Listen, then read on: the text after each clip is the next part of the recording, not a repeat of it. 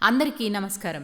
సుమతీ శతకంలోని 108 పద్యాల్లో 55 నుంచి 60 వరకు గల పద్యాలు, వాటి భావాలు ఈనాటి 10వ భాగంలో వినండి, చూడండి. For more videos please subscribe to Hitapriyam channel.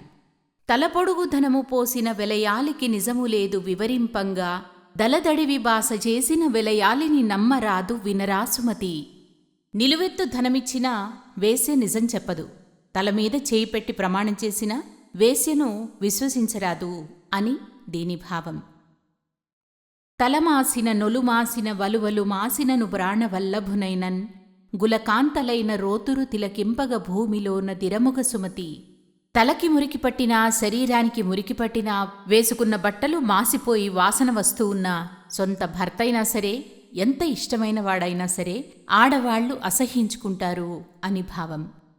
తాను భుజింపని అర్థము మానవపతి జేరుగొంత మరి భూగతమౌ, గానల నీగలు గూర్చిన తేనియయొరు జేరునట్లు తిరముగ సుమతి.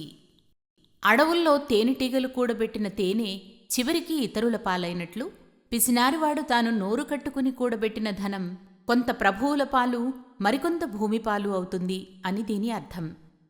దగ్గర కొండెము సెప్పెడు ప్రెగ్గడ పలుకులకు రాజు ప్రియుడై, మరి దానెగ్గు వ్రజ కాచరించుట బొగ్గులకై కల్పతరువు బొడుచుట సుమతి.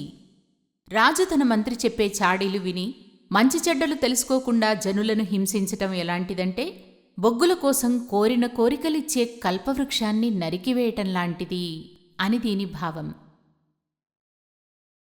ధనపతి సఖుడై ఉండగ నినయంగా శివుడు భిక్షమెత్తగవలసెన్, ధనవారికెంతగలిగిన ధనభాగ్యమి తనకుగాక తథ్యము సుమతి. గొప్ప ధనవంతుడైన కుబేరుడు తన మిత్రుడైనా శివుడు భిక్షమెత్తాల్సి వచ్చింది. కాబట్టి తాను సంపాదించుకున్నది మాత్రమే తనది కాని, తన దగ్గరి వారికి ఎంత ఉన్నా అది నిష్ప్రయోజనం. నీవు సంపాదించుకున్నది మాత్రమే నీది అవుతుంది అని అర్థం. ధీరులకు జేయుమేలది సారంబగు నారికేళ సలిలము భంగిన్, గౌరవమును మరిమీదట భూరి సుఖావహమునగును భువిలో సుమతి. బుద్ధివంతులైన వారికి చేసే మేలు కొబ్బరికాయలో నీళ్లలాగా మిక్కిలి శ్రేష్టమైనదిగా, ప్రియమైనదిగా, గొప్ప సుఖానికి దారి తీసేదిగా ఉంటుంది అని భావం. Thanks for watching.